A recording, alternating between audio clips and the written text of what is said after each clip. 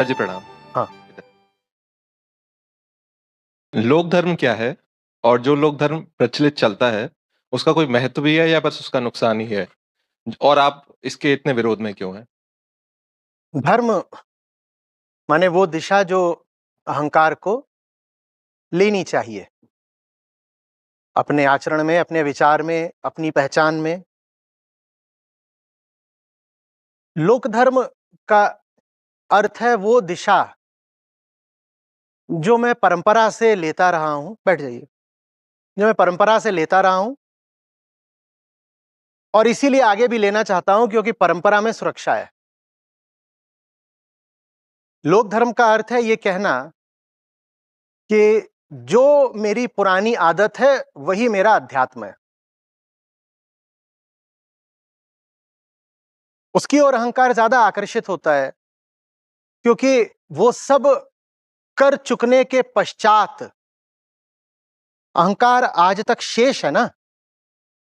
तो एक तर्क उसको प्रमाण सहित मिल जाता है। वो कहता है देखो 1000 साल से मैं इसी धर्म का पालन कर रहा हूं और इतना तो हुआ कि मैं आज तक बचा हुआ हूं।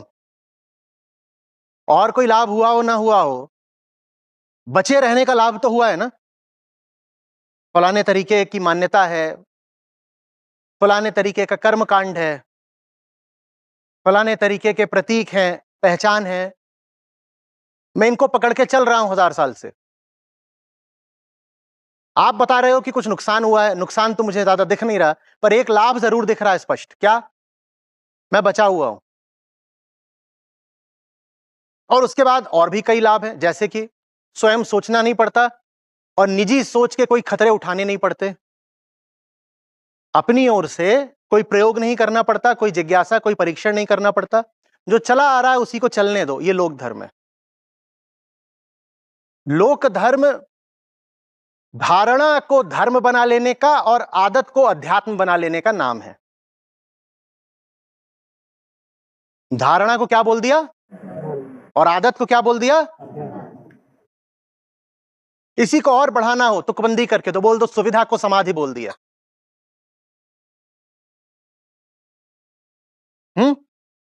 और ये सब बोलने के पीछे स्वयं को समझा लिया, अगर ये सब गलत होता तो मैं आज तक बचा ही क्यों होता। ये आज से 4 पीढ़ी पहले भी हुआ, उससे 4 पीढ़ी पहले भी हुआ, उससे भी 5 पीढ़ी पहले हुआ।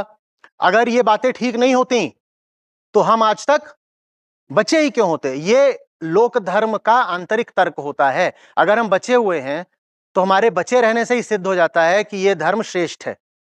तुम्हारे बचे रहने से यह नहीं सिद्ध हो जाता कि धर्म श्रेष्ठ है, क्योंकि धर्म वास्तव में, वास्तविक धर्म तुम्हारे बचे रहने का नाम है ही नहीं।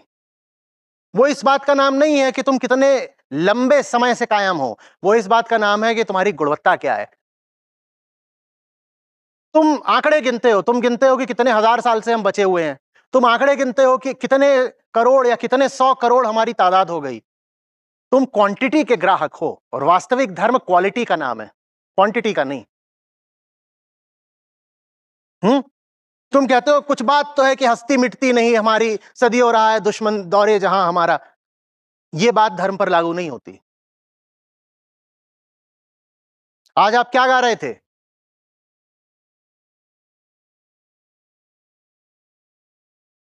प्रेम भले ही प्राण ले। धर्म लंबा जीने का नाम नहीं है। धर्म अपनी आबादी और तादाद बढ़ाने का नाम नहीं होता। धर्म सही जीवन में अपनी आहुति दे देने का नाम होता है। पर अहंकार तो है डरा हुआ छोरा। उसके लिए यही बात सबसे बड़ी है कि ऐसे ही तो चलता रहा है ना, ऐसे ही तो चलता रहा है। और देखो चलते चलते यहां तक आ गए। ठीक वैसे जैसे घर में कई बार आप अपने अभिभावकों को या दादा दादी को कुछ बोले कि आपके तौर तरीके जो हैं ये बहुत अच्छे नहीं हैं। जिस तरीके से, मैं एक उदाहरण देता हूं, घर में पोता हो जाए या पोती और दादा दादी उसे कुछ अंधविश्वास की बातें बता रहे हों, या मान लो जातिवाद सिखा रहे हो। कई बार पता भी नहीं चलता हम क्या सिखा जाते हैं। जरूरी नहीं है कि जातिवाद जानबूझ के सिखाया जा रहा हो। वो कई बार प्रच्छन्न होता है, इम्प्लिसिट होता है, और आप उनसे कहें कि देखिए इस तरीके से परवरिश करना ठीक नहीं है, आप इनके मन में अंधविश्वास भर रहे हैं बच्चों के, तो दादी का खट से जवाब आएगा, यही कर करके हमने भी तो 8 बच्चे बड़े कर दिए, तो तुम लोगों की सबकी परवरिश तो हमने ऐसे ही करके कर दी। अब दादी लगी हुई है उसकी आंख में कार्बन मलने में, कार्बन क्या नाम से, और वो मिर्ची जला करके उसकी नजर उतारने में, और आप बोल रहे हो कि ये जो आप कार्बन घिस रहे हो, डॉक्टर बोलते हैं कि ये गड़बड़ भी कर सकता है, मत करो, बच्चे की कोमल आंखों पे ये गड़बड़ कर देगा। तो दादी का खट से क्या जवाब आएगा, यही कर करके हमने 8 बच्चे तुम्हारे जैसे बड़े कर दिए, तुम हो ही क्या, हमारे 1/8, तेरे कुल 1 हुआ है, मेरे तो 8 थे और मैंने 8 बड़े कर दिए। ये तर्क रहता है अहंकार का, इतना डरा हुआ है कि उसके लिए सबसे बड़ी बात यही है, हम बच गए, हम जी गए, हम किसी तरीके से सरवाइव कर गए। लेकिन अध्यात्म सर्वाइवल का नाम नहीं है, अध्यात्म गरिमा का नाम है। सरवाइव करना और ठसक के साथ जीना 2 अलग बातें होती हैं। लोक धर्म कहता है जो चल रहा है, that which has survived is great, just because it has survived. तो सर्वाइव तो जानवरों की भी इतनी प्रजातियां कर गई, मनुष्य तो बहुत नया है। जानवरों की करोड़ों प्रजातियां हैं और पेड़ पौधों की हैं जो हमसे बहुत बहुत पुरानी हैं, तो वो फिर सबसे महान हो गए। मच्छर, कॉकरोच, केचुआ, कछुआ, मगरमच्छ, ये छिपकली, ये सब आपसे बहुत ज्यादा पुराने हैं। इनको तो छोड़ दो, पेड़ भी हमसे बहुत ज्यादा पुराने हैं। पेड़ मिला एक, उसको कहा जा रहा है कि इस पेड़ ने तो शायद ईसा मसीह को भी देखा होगा, इतना पुराना है। 2000 साल पुराना पेड़ मिल गया उसको, कह रहे 2000 साल पुराना लग रहा है ये। और होते हैं, हम जानते हैं, कोई बाहर की बात नहीं है, भारत में भी बहुत बहुत सैकड़ों साल पुराने वृक्ष होते हैं। तो मात्र शारीरिक तौर पर बचे रहना कौन सी बड़ी बात हो गई, या हो गई? पर लोक धर्म के लिए यही सबसे बड़ी बात होती है, क्योंकि वो जो सबसे आदिम प्राकृतिक वृत्ति होती है उससे संचालित होता है। आदिम प्राकृतिक वृत्ति क्या है? शरीर को बचाओ, अपनी तादाद बढ़ाओ। चूहे, अपना शरीर भी बचाओ किसी तरीके से और अपनी तादाद बढ़ाओ। वहां यह नहीं होता कि आत्मा से प्रेम ही धर्म है, प्रेम भले ही प्राण ले। वहां प्राण अगर दिया भी जाएगा तो अंधविश्वास और धारणा की रक्षा के लिए दिया जाएगा, सत्य के यज्ञ में आहुति की तरह प्राण नहीं दिया जाएगा वहां। समझ में आ रही है बात? लोक धर्म का एक और तर्क सुनो, आप जानते ही हो मैं क्या सुनाऊं। अरे इतने सालों से चल रहा है तो हमारे पूर्वज क्या सब बेवकूफ थे? तुम भी कल किसी के पूर्वज होगे।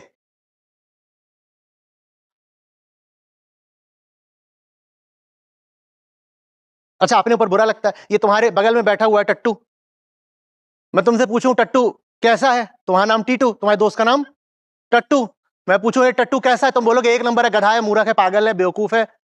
ठीक है, ये टट्टू भी कल किसी का पूर्वज होगा, और तुमने ये भी कहा कि टट्टू बेवकूफ है। आपके बगल में बैठा है टट्टू, इनका नाम टीटू, इनका नाम टट्टू। टट्टू क्या है? बेवकूफ है। और आज से 500 साल बाद यही टट्टू किसी विशाल परंपरा का गौरवशाली पुरखा होगा, जो आज का क्या है? टट्टू। जो आज का बंदा जब कल किसी का पुरखा बनेगा और बेवकूफ है, तो तुम ये क्यों मान रहे हो कि किसी भी समय पर कुछ लोग बुद्धिमान और कुछ लोग बेवकूफ क्यों नहीं होते? होते हैं।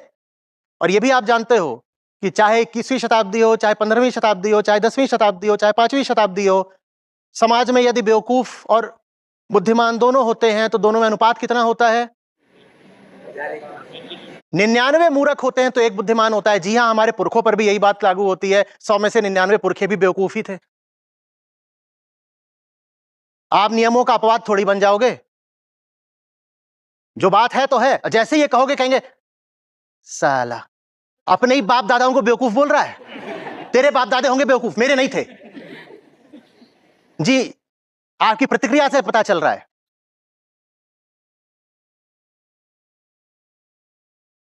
अरे ये बहुत सोचने की बात है ना।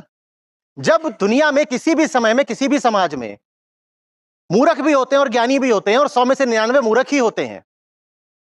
तो आज से 500 साल पहले, 1000 साल पहले, चाहे भारत हो, चाहे अफ्रीका हो, चाहे अरब हो, चाहे यूरोप हो, चाहे चीन हो, आप 15वीं शताब्दी का चीन ले लो, 10वीं शताब्दी का भारत ले लो, हर समय हर समाज में 100 में 99 बेवकूफी होते हैं।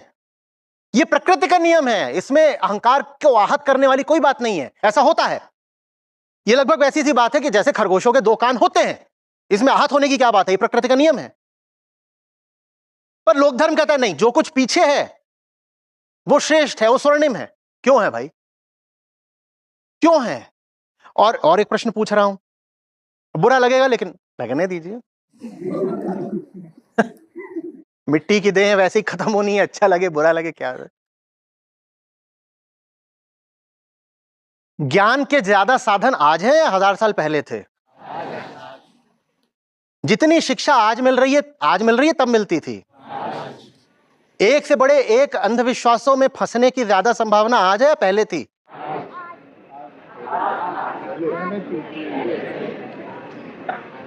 अरे यार, आज आपको कोई बात बताई जाती है, आप तुरंत जाते हो, गूगल कर लेते हो, तथ्य सामने आ जाता है। तब आप एक गांव में रहते थे और अगले गांव तक जाने के लिए भी बीच में जंगल था, और गांव में थे कुल 250 लोग। तो गांव के स्तर पर जो अंधविश्वास है, कभी भी उसका उन्मूलन हो सकता था? तो ज्ञान की बात ज्यादा आज होगी या पीछे होगी? इसीलिए हम कहते हैं परम से ना विलग हो, परंपरा बस यही है, और शेष विषय अतीत के नहीं, जरूरी नहीं है। ये लोक धर्म कहता है नहीं नहीं नहीं, जो कुछ पीछे है वही श्रेष्ठ है, आंख मूंद के उसका पालन करते रहो। और पीछे है क्या, लोक धर्म को इससे भी ज्यादा मतलब नहीं है। ऐसा थोड़ी है कि लोक धर्म को मानने वाले इतिहास के तथ्यगत अध्ययन में कुछ रुचि रखते हैं, वो इतिहास भी नहीं जानते। उनसे कहो पीछे क्या है, तो पुराने जमाने में, अरे पुराना जमाना माने क्या, कुछ भी। पुराने जमाने में, अरे पुराने जमाने में ऐसा थोड़ी होता था। इनके हिसाब से सब कुछ पुराना जमाना है। आज से 100 साल पहले भी पुराना जमाना था, और आज से 1 लाख साल पहले भी पुराना जमाना था। इनके हिसाब से सब एक है। पुराना जमाना है कोई जिसकी इनके पास एक बिल्कुल परी कथा जैसी छवि है कि ऋषि वगैरह घूम रहे हैं और सतयुग चल रहा है और सब कुछ बहुत अच्छा अच्छा, बढ़िया बढ़िया, मीठा मीठा है। क्योंकि तुम इतिहास पढ़ ही नहीं रहे हो, तुम्हें पता ही नहीं है कि दुनिया कैसी रही है और लोग कैसे रहे हैं, और 100 में से 99 लोग हमेशा बेवकूफ रहे हैं। यह बात भीतर से हमें बहुत आहत करती है कि बिल्कुल हो सकता है कि हमारी देखी जाए वंशावली तो उसमें एक से एक मूर्ख निकल आए, पर इसमें आहत होने वाली क्या बात है? क्यों आहत हो जाएं? क्यों आहत हो जाएं? वंशावली में और आप पीछे तक जाओगे तो बंदर निकलेंगे, तो आहत क्या हो जाए? है यही सच्चाई, इसमें ऐसी क्या बात है? कोई बोले इसका मतलब तुम कह रहे हो तुम्हारे पुरखे बेवकूफ थे, सीधा सा जवाब है हो सकता है, बिल्कुल हो सकता है। क्योंकि 100 में से 99 लोग तो हमेशा ही बेवकूफ होते हैं, तो मेरे पुरखे भी बेवकूफ हो सकते हैं, उसमें इतनी चौंकने वाली क्या बात है? मेरे भी, तुम्हारे भी, सबके। बात आ रही है समझ में? लोक धर्म का मतलब है कहानियों में जीना। आज से 400 करोड़ साल पहले फलाना युग चल रहा था। आज से 400 करोड़ साल पहले इंसान क्या बंदर भी नहीं था, पर वो लगे हुए हैं। उनसे पूछो कि भाई ये शब्द सुने तूने, पेलियोलिथिक एज, नियोलिथिक एज? तू बता रहा इतने करोड़ साल पहले फलाने ऋषि हुए। अरे उतने करोड़ साल पहले तो बंदर नए नए शुरू हुए थे, तुम उन्हीं को ऋषि बोल रहे हो, तो बताओ। हमारे जितने भी ऋषि हुए हैं, आप भारत की बात कर रहे हो, वो सब पिछले 3-4 हजार साल के हैं, 10,000 साल के भी नहीं है ऋषि। तुम कहां लाखों साल, तुम कहां करोड़ों साल में पहुंचे, कह रहे हो इतने करोड़ साल पहले ये ऋषि हुए, कहां से हो गए? ये लोक धर्म है सब, यूं ही उछालना, लंबा लंबा फेंकना, ये लोक धर्म है। और कोई पूछे कब हुए, तो बोल दो पुराने जमाने में, वंस अपॉन अ टाइम, पुराने जमाने में। अरे पुराना जमाना माने क्या, बताओ? कुछ कोई उत्तर नहीं है। क्यों? क्योंकि उत्तर पाने के लिए मेहनत करनी पड़ती है। मेहनत करने में धारणाएं टूटती हैं, कमर भी टूटती है। कौन मेहनत करे? इससे अच्छा जो बता दिया गया चुपचाप उसको सुन लो। समझ में आ रही बात? लोक धर्म वो जो शिक्षा और ज्ञान से बड़ी नफरत करे, जबरदस्त नफरत। लोक धर्म वो जिसकी शब्दावली में ज्ञान एक गाली हो। चल रहे ज्ञान के पोते, ज्ञान मत झाड़। बात आ रही है समझ में? लोक धर्म माने बैठे बिठाए अमर चित्रकथा का सेवन और कहना यही तो है, यही तथ्य, यही इतिहास है, यही धर्म है। इस हद तक जबरदस्त है लोक धर्म कि कहीं पर मैंने बहुत एक साधारण सी बात कही कि साहब जब हमें आजादी मिली थी तो औसत जो आयु थी किसी भारतीय की वो 30 साल भी नहीं थी। उस पर बिल्कुल ट्रक भर भर के लोगों की आपत्तियां और आक्षेप और गालियां आई। उन्होंने कहा ये देखो ये क्या बात, पुराने जमाने के लोग ज्यादा जीते थे, इन्हें तथ्यों से कोई मतलब ही नहीं है। ये एक बार भी कोई किताब खोलकर नहीं देखेंगे, ये गूगल खोलकर भी नहीं देखेंगे। इनके हिसाब से 1947 का भारतीय 2024 के भारतीय से ज्यादा लाइफ एक्सपेक्टेंसी रखता था। इनको मैंने कहा कि गांधी का अहिंसात्मक आंदोलन कुछ हद तक इसलिए भी था क्योंकि उस समय पर भारत की बड़ी दुर्दशा थी। इतना गरीब देश, भूखा देश, नंगा देश, ये कहां से सशस्त्र क्रांति कर देता। करोड़ों लोग तो अकाल में दाने दाने के लिए मोहताज होकर मर रहे हैं। उस आदमी को तो कोई भी अगर जाकर के थोड़े से दाने दिखा देगा तो वो उसके पीछे चल देगा। कैसे गौरव और गरिमा के लिए क्रांति संभव हो पाती? तो जवाब देते हैं ये देखो, इन्हें तो पता ही नहीं है कि भारत तो अतीत में सोने की चिड़िया था। इनके हिसाब से पिछली शताब्दी के पूर्वार्ध का भारत सोने की चिड़िया था। ये लोक धर्म है। पुराने जमाने में हम सोने की चिड़िया थे। अरे कौन से पुराने जमाने में सोने की चिड़िया थे? और सोने की चिड़िया का मतलब क्या होता है? लोक धर्म की यह भी निशानी है, ऐसे मुहावरे बहुत चलते हैं, खाली मुहावरे, खोखले मुहावरे, जुमले। सोने की चिड़िया कब, कहां, कैसे? क्राइटेरिया क्या है सोने की चिड़िया कहलाने का? बताओ तो। कुछ उत्तर नहीं है, बस ऐसे ही पीछे जो कुछ है वो सब स्वर्णिम है। और पीछे जो कुछ है सब स्वर्णिम है। ये बात किस मनोविज्ञान से आ रही है कहिए तो पेश करूं। वो यहां से आ रही है कि पीछे, सबसे पीछे कोई रचयिता भगवान बैठा हुआ है। तो जितना पीछे जाओगे तुम भगवान के उतने निकट होते जा रहे हो ना। सारी समस्या ये है कि अतीत में तुम जितना पीछे जाओगे तुम भगवान के उतना निकट जा रहे हो, इसीलिए चीजें उतनी बेहतर होंगी पीछे। और यही वजह है कि बहुत सारे देशों में जहां पे धारणा से ही बहुत प्यार है, जहां अपनी बिलीफ्स और जो रिलीजियस आग्रह है उनसे बहुत प्यार है, जैसे पाकिस्तान वगैरह, वहां पर वो किसी भी हालत में स्कूल कॉलेजों में इवोल्यूशन पढ़ाने नहीं देते।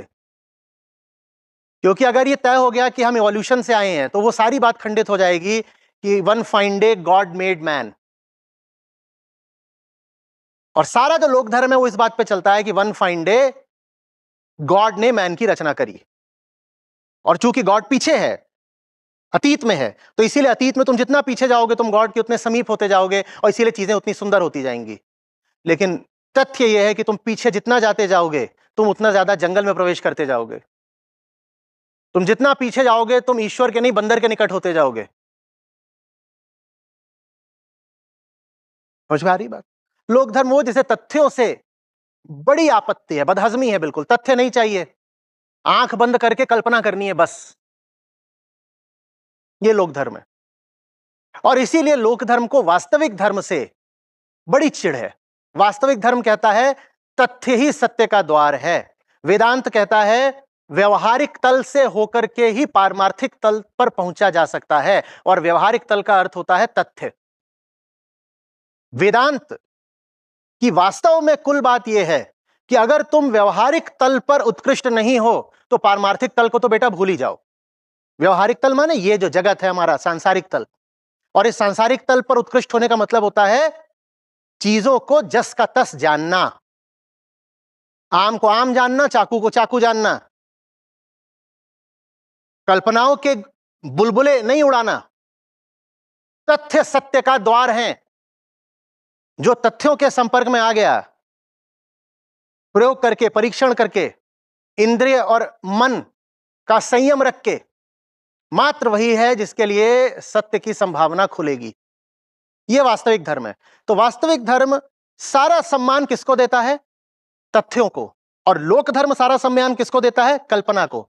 तो इसीलिए लोक धर्म के लिए जो तथाकथित अनीश्वरवादी है वो भी उतना बड़ा खतरा नहीं होता। लोक धर्म के लिए बड़े से बड़ा खतरा होता है वास्तविक धर्म। अब आपको समझ में आएगा कि मुझ पे सबसे ज्यादा आघात नास्तिकों द्वारा नहीं, तथाकथित धार्मिकों द्वारा क्यों किए जाते हैं। क्योंकि नास्तिक उनके लिए खतरा है ही नहीं। लोक धर्म के लिए नास्तिक कोई खतरा नहीं है। लोक धर्म के लिए खतरा है असली धर्म। बहुत सारे तो ऐसे हैं जो मुझे इतना याद करते हैं, भक्त हैं बेचारे, वो भक्त मुझे इतना याद करते हैं, इतना उन्होंने अपने भगवान को याद किया होता, उन्हें भगवान मिल जाते। भगवान से ज्यादा मुझे याद करते हैं, दिन में 2-2 बार याद करते हैं। सोचिए तो क्यों, मैं क्यों इतना बड़ा उनके हृदय में शूल बनकर घुसा हुआ हूं। कारण समझ में आ रहा है। लोक धर्म के लिए न बाजारवाद खतरा है, बाजारवाद और लोक धर्म तो साथ चलते हैं। लोक धर्म के लिए अनीश्वरवाद, नास्तिकता, ये सब भी कोई खतरा नहीं है, पर लोक धर्म के लिए सत्य माने वास्तविक धर्म बहुत बड़ा खतरा है। लोग कहते आचार्य जी आप भी उपनिषद पढ़ा रहे हो, पर वो लोग जो वेद वेदांत की बहुत बात करते हैं वो बिल्कुल आपके कट्टर दुश्मन हैं।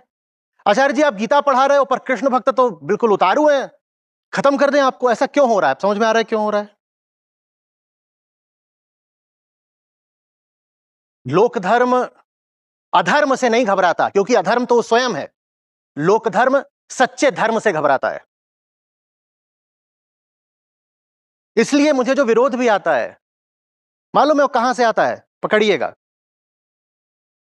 मुझे विरोध अमेरिका में बैठे भारतीयों या हिंदुओं से नहीं आता। बेंगलोर, मुंबई, गुड़गांव, चंडीगढ़, यहां बैठे लोगों से भी मुझे विरोध नहीं आता। मुझे विरोध आता है उन शहरों से जो सबसे ज्यादा धार्मिक हैं। सबसे ज्यादा जो धार्मिक जगह हैं, मुझे वहां से सबसे ज्यादा विरोध आएगा। चाहे वो काशी हो, उज्जैन हो, मथुरा हो, यहां से आएगा। और इन जगहों पर भी जो ग्रामीण इलाके होंगे, अशिक्षित सबसे ज्यादा, जो जितना अशिक्षित होगा, जितना अंधविश्वास की चपेट में होगा, वो उतनी कट्टरता से मेरा विरोध करेगा। अपवाद हो सकते हैं, अब तो पढ़े लिखे जाहिल भी होते हैं, वो अंग्रेजी में बात करते हैं negative energies, auras, vibes, crystals and gems की, और जाके पॉडकास्ट में बैठा करते हैं, तो वो भी हो सकते हैं। पर ज्यादा संभावना यही है कि अगर कोई जबरदस्त गाली गलौज कर रहा है, तो पहली बात तो वो उसने गाली गलौज हिंदी में करी होगी, रोमन में लिखी होगी, लिखना भी नहीं आ रहा होगा, यू की स्पेलिंग लिख रहा होगा YJB। अरे मजाक की बात नहीं है, ये रोज होता है। तू लिखना नहीं आ रहा होगा, हूं लिखना नहीं आ रहा होगा, मैं लिखना नहीं आ रहा होगा, मैं की जगह मैं लिख रहा होगा। क्यों? क्योंकि शिक्षा थोड़ा भरोसा देती है कि अपने पैरों पर खड़ा हुआ जा सकता है, अपनी चेतना से जाना जा सकता है। जो जितना कमजोर होता है वो लोकधर्म का उतना जल्दी शिकार बनता है। और इसीलिए अगर लोकधर्म को फैलाना है तो बहुत जरूरी है कि लोगों को कमजोर रखा जाए, लोगों को ज्ञान से दूर रखा जाए। अब समझ में आ रहा है कि क्यों आप गीता सत्र देखते हो तो घर, आस पड़ोस, पूरा मोहल्ला आपत्ति करने लगता है। क्योंकि अगर आप ज्ञान की तरफ बढ़े तो बहुत सारे पिंजड़ों से मुक्त हो जाओगे। हमारे लोग बड़े भोले हैं। कई किसी ने अभी लिखा कि ये सब आचार्य जी को इतनी गालियां पड़ती हैं, हम कभी भी उसका जवाब भी नहीं देते। तो किसी ने आकर के वहां बिल्कुल 80 साल के बुढ़ऊ की तरह समझाया, अरे नहीं वो सब भी अपने ही बच्चे हैं, बस भोले हैं और बहके हुए हैं। अरे ना वो भोले हैं ना बहके हुए हैं, भली भांति जानते हो क्या कर रहे हैं।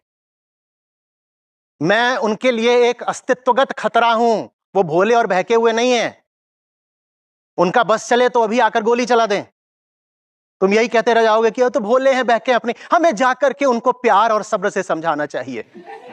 सीधे बोलो ना कि हिम्मत नहीं है, सीधे बोलो ना कि जो गाली देते हैं उनमें तुम्हारे ही घर के लोग शामिल हैं, इसीलिए तुम्हारे पास कोई रास्ता ही नहीं है कड़ाई करने का। तुम्हारा स्वार्थ जुड़ा हुआ है उनसे जो गाली देते हैं।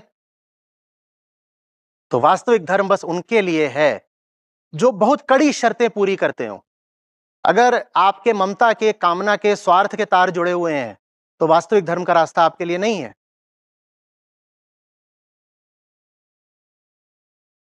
समझ में आ रही है बात? ये लोक धर्म वही है जिसकी बात कठोपनिषद में हो रही थी, प्रेय मार्ग। जो कुछ अहंकार को अच्छा लगता है वो धर्म के नाम पे करो। धर्म के नाम पे वो सब कुछ करूंगा जो मुझे पसंद है, जो मुझे लगता है सुख दे देगा, जो मुझे प्रिय है। दो मार्गों की बात हो रही थी यमराज नचिकेता चर्चा में, श्रेय और प्रेय। हाँ, तो जो प्रेय मार्ग है वो लोक धर्म है। हर काम अपनी मर्जी का करो और उसको जायज ठहराने के लिए उसके साथ एक नैतिक श्रेष्ठता की भावना जोड़ दो, उसे धार्मिक कह के। मैं ऐसे ही थोड़ी तुमसे साड़ी और गहने मांग रही हूं, मैंने पूरे दिन तुम्हारे लिए व्रत किया है। प्रेय मार्ग। अब ऐसे तुम किसी को पकड़ो कि मुझे गहने लाके दो, मुझे साड़ी लाके दो, तो क्या है, काम की ना काज की, दुश्मन अनाज की। और ऐसे बता दो नहीं ये तो धार्मिक रस्म है ना, तुम्हें ये सब लाके देना पड़ेगा। ये प्रेय मार्ग है, जहां धर्म के नाम पे वो सब चल रहा है जिसमें तुम्हारी मौज रहती है। रात में ऐसे बाहर निकल करके नाचो फालतू ही, हाँ मुझे प्यार हुआ अल्लाह मियां, तो पुलिस पकड़ के ले जाएगी। फिर बोल दो नहीं ये तो धार्मिक नृत्य है, तो कोई नहीं पकड़ता। प्रेय मार्ग वही सब कुछ करना है जिसमें छनन छनन छनन, मस्त खाना है, मस्त नाचना है। खाने में कोई बुराई नहीं, नाचने में कोई बुराई नहीं, धर्म के नाम पे क्यों कर रहे हो? करो ना, बिल्कुल जी भर के करो, पर ये क्यों बोल रहे हो कि ये धर्म है? सीधे बोलो ना कि इसमें तुम्हारी मौज है इसलिए कर रहे हो। ये क्यों बोलते हो कि ये करके परमात्मा मिल जाएगा? नहीं, क्या है भैया, पूड़ी बन रही है और खीर बन रही है, क्या होगा? इधर भगवान खुश हो जाएंगे। खाओगे तुम और निकालोगे भी सुबह तुम ही, और खुश भगवान होने वाले हैं।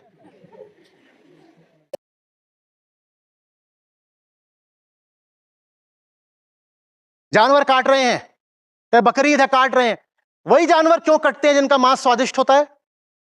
बोलो। और काट के तुम ये तो करते नहीं कि बकरी काटी है तो शेर को दे दो जिसका वो प्राकृतिक आहार है। काट के जाओ शेर को दे आओ जंगल में, खुद क्यों खा रहे हो? अभी तो नवदुर्गा बीती हैं, भारत में यही वो समय होता है जब मंदिरों में भी खूब बलियां चढ़ती हैं, हजारों कटते हैं भारत में, नेपाल में।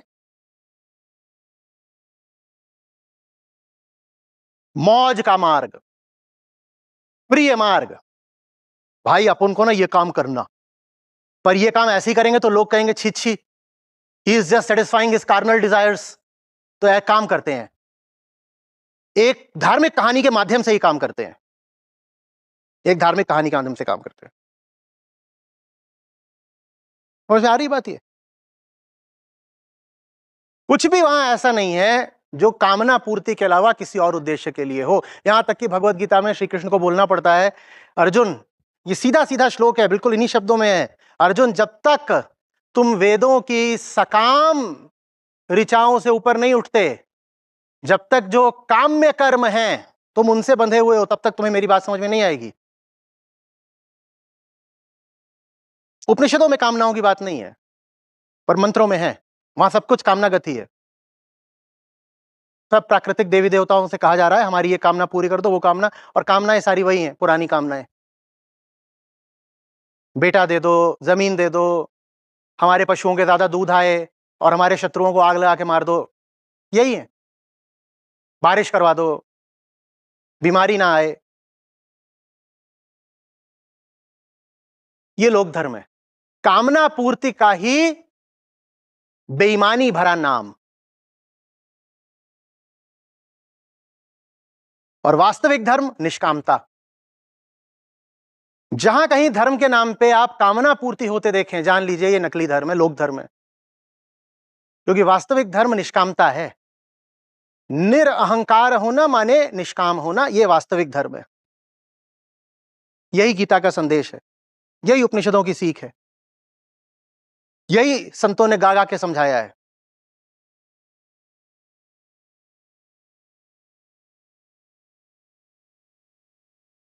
एक और अपने भीतर से गलतफहमी हटा दीजिएगा बिल्कुल, कि शुरुआत लोक धर्म से होती है और फिर वास्तविक धर्म में प्रवेश होता है। मैंने पहले भी बोला है इस पर। कई लोग कहना चाहते हैं अरे अभी तो शुरुआत है, हम उनके साथ ज्यादा सख्ती नहीं करना चाहते, शुरुआत में तो सब लोक धर्म वाले ही होते हैं, फिर धीरे धीरे आ जाएंगे। नहीं, गलत बोल रहे हो। विरोधी हैं। लोक धर्म के लिए जहर जैसा है वास्तविक धर्म। लोक धर्म आगे बढ़ के वास्तविक धर्म नहीं बन जाता। लोक धर्म आगे बढ़ के वास्तविक धर्म का हत्यारा और बन जाता है। तो ये बात नहीं है कि सब धर्म के ही अलग अलग तल हैं, एक आरंभिक तल है फिर आगे का, ऐसा कुछ नहीं है। लोक धर्म धर्म का आरंभिक तल नहीं है, बल्कि जो लोक धर्म पर चल दिया उसके लिए अब धर्म का आरंभ कभी होगा ही नहीं।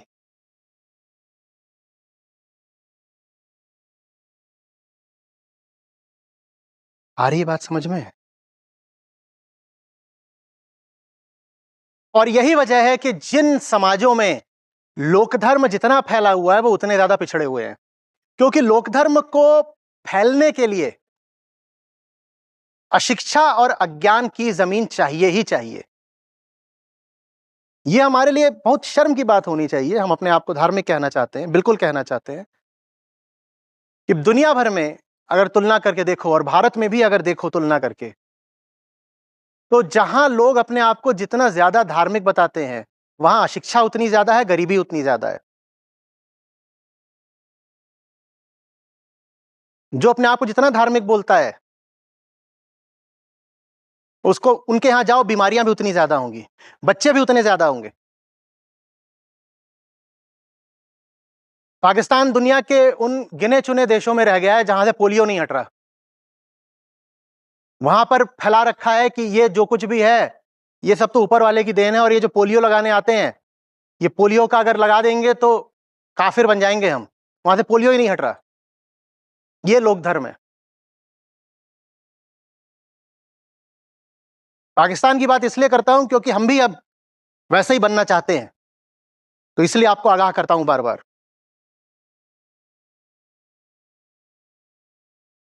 पाकिस्तान से, दुनिया से पोलियो कब का चला गया, पाकिस्तान से नहीं जा पा रहा। वो डोज ही नहीं लेने देते। जो वर्कर्स होते हैं उनकी हत्या कर दी जाती है, कहते हैं ये आया है इस्लाम को खत्म करने, मार दो इसको। आप करिएगा गूगल। कौन जाए वहां पे दूर दराज के अंदरूनी इलाकों में जहां सब मुल्लों की जबरदस्त पकड़ है, वहां पोलियो का काम करने जा ही नहीं सकते। वही भारत अब धीरे धीरे उसी दिशा में जा रहा है, बल्कि तेजी से उसी दिशा में जा रहा है। अशिक्षा होगी, गरीबी होगी, शोषण खूब होगा। जो जितने ज्यादा धार्मिक समाज हैं they are characterised by inequality. ठीक वैसे जैसे अभी अब रिपोर्ट आई है कि भारत में जो मिडिल क्लास है वो श्रिंक कर रहा है। एफएमसीजी कंपनीज की आफत आ गई है, मिडिल क्लास श्रिंक कर रहा है। माने क्या हो रहा है, पर कैपिटा इनकम तो बढ़ रही है। ये अजीब बात है। मान लो 3 तल ले लो, high income, middle income, low income, मोटे तौर पे, तो इन सबका जो एग्रीगेटेड एवरेज है वो तो बढ़ रहा है, पर मिडिल क्लास श्रिंक कर रहा है। इसका मतलब क्या है? इसका मतलब यह है कि अब 2 तल बनते जा रहे हैं, बस 2, एक हाई एक लो। हाई वो जिनके पास सब कुछ है, और लो वो जिनके पास कुछ नहीं है। मिडिल क्लास भी धीरे धीरे लोअर क्लास बनती जा रही है। हमारी जैसे वर्ण व्यवस्था है वैसे ही हमारी अर्थव्यवस्था होती जा रही है। वर्ण व्यवस्था का भी तो यही मतलब है ना, जो ऊपर उसके पास सब कुछ है और सब लोग नीचे ही नीचे, उनके पास कुछ नहीं है। अर्थव्यवस्था भी वैसी ही होती जा रही है, जो ऊपर वाले उनके पास सब कुछ, नीचे वालों के पास कुछ भी नहीं। ये एक तरह का जबरदस्त लोकतंत्र आ रहा है। सब एक बराबर हो जाओगे, किस अर्थ में? किसी के पास कुछ नहीं, सब एक बराबर हो गए, साम्यवाद। ये लोक धर्म का काम है। मात्र भारत में नहीं, दुनिया भर में ऐसा ही है। जहां जहां जहां लोक धर्म की जितनी पकड़ है वहां ये सब बातें पाई जाती हैं। और सबसे ज्यादा वहां क्या पाया जाता है? बहुत सारे बच्चे, गजब का फर्टिलिटी रेट।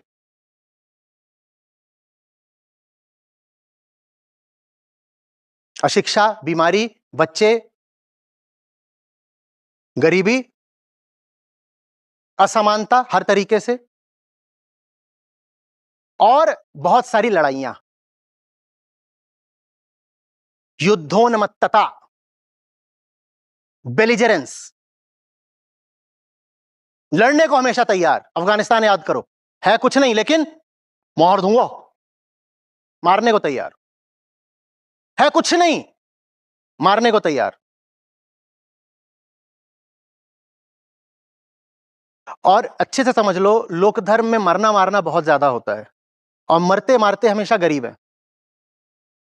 वो जो टॉप टायर है ना, वो अपने बच्चों को या खुद को कभी अनुमति नहीं देगा ये मरने मारने के खेल में आने की। वो नीचे वालों को बिल्कुल धार्मिक जज्बात से भर देंगे और ये सब नीचे वाले ही मरते हैं। आ रही बात समझ में? अब ये भी दिख रहा होगा कि ऊपर वालों का जबरदस्त स्वार्थ है लोक धर्म को चलाने में। समझ में आ रही है बात? ये